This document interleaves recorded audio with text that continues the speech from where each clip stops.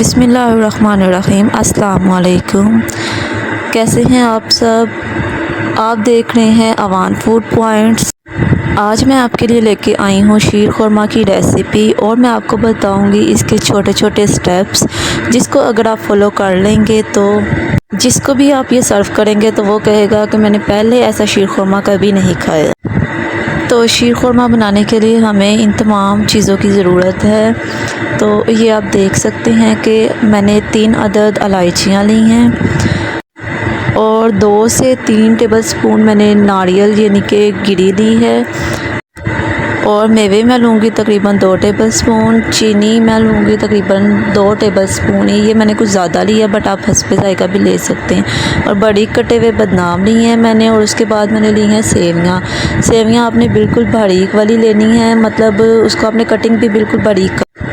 तो आप देख सकते हैं कि सेवियाँ मैंने नेशनल ग्लो की ली हैं, बट आप किसी भी कंपनी की सेवियाँ यूज़ कर सकते हैं इस रेसिपी में।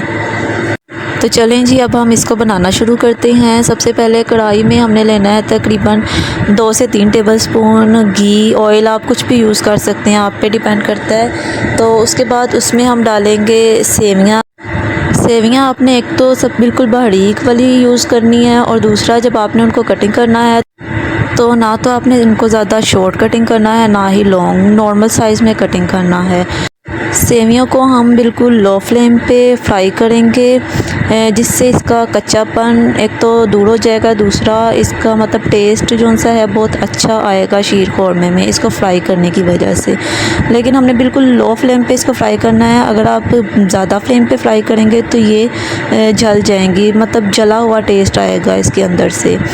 तकरीबन हमने इसको 2 से 3 मिनट तक फ्राई करना है, इससे ज़्यादा हमने इसे फ्राई नहीं करना। तो चलें जी, सेवियों को हमने फ्राई करके एक साइड पे कर लिया है। अब हम लेंगे कढ़ाई और उसमें हम खुला दूध यूज़ करेंगे। आपने पैकिंग वाला दूध यूज़ नहीं करना। मैंने 1 लीटर दूध लिया है और उसको अब हमने हाई फ्लेम पे बॉयल करना है। तो दूध बॉयल हो चुका है। अब हमने इसमें फ्राई की हुई सेवियाँ ऐड करनी हैं। सेवियों को ऐड करने के बाद आपने इस बात का ख़ास तौर पे ध्यान रखना है कि हमने इसको अच्छी तरह से पकाना है। जितना आप इसको पकाएंगे उतना ही इसका टेस्ट अच्छा आएगा। मतलब कि अगर हमने 1 लीटर दूध लिया है तो इसको हमने इतना पकाना है कि ये हाफ़ लीटर रह जाए। तो जब हम इसको अच्छी तरह से पकाएंगे तो आप ख़ुद देखिएगा कि यहीं पे इसकी एक अच्छी सी खुशबू आने लग जाएगी।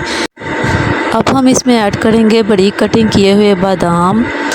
बादामों को आपने बारीक बारीक कटिंग करना है, बिल्कुल साबुत नहीं डालने। बारीक कटिंग किए हुए बादाम से ज़रा इसका टेस्ट अच्छा आएगा। और इसमें मैंने 3 इलायचियाँ डाली हैं। इलायचियों को आपने दूध में अच्छी तरह से पकाना है ताकि इसका इलायचियों का टेस्ट दूध में अच्छी तरह से आ जाए। और इसमें मैंने तकरीबन 2 से 3 टेबलस्पून गिरी ऐड की है, जिसे हम नारियल कहते हैं, लेकिन मैंने बिल्कुल फ़्रेश गिरी ऐड की है। आप फ़्रेश भी ऐड कर सकते हैं, बट अगर आपके पास फ़्रेश नहीं है तो आप दूसरी भी ऐड कर सकते हैं जो कि शॉप्स पे अवेल होती हैं।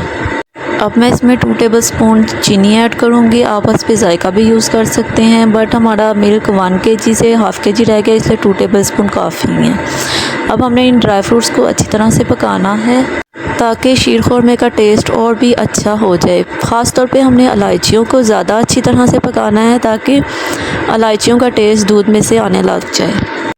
तो ये आप देख सकते हैं कि हम इसको कितना पका चुके हैं, कितना ड्राई कर चुके हैं। ये आप कढ़ाई पे निशान से ही अंदाज़ा लगा सकते हैं कि हमने इसको कितना पका लिया है, क्योंकि हमने जितना इसको पकाना है इसका उतना ही टेस्ट ज़्यादा अच्छा होगा। तो जो हमने इसमें ड्राई फ्रूट्स ऐड किए थे उनको भी हम कुछ देर पका चुके हैं।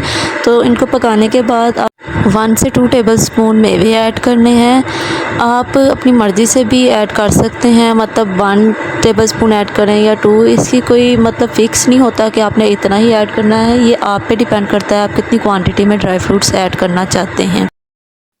मेवे हमने लास्ट पे ऐड करने हैं, क्योंकि अगर हम ये पहले ऐड करेंगे तो ये लास्ट पे तो बिल्कुल नज़र ही नहीं आएंगे। मेवे हमने उस टाइम ऐड करने हैं जब हमारा शीर खुरमा तकरीबन रेडी हो चुका होगा।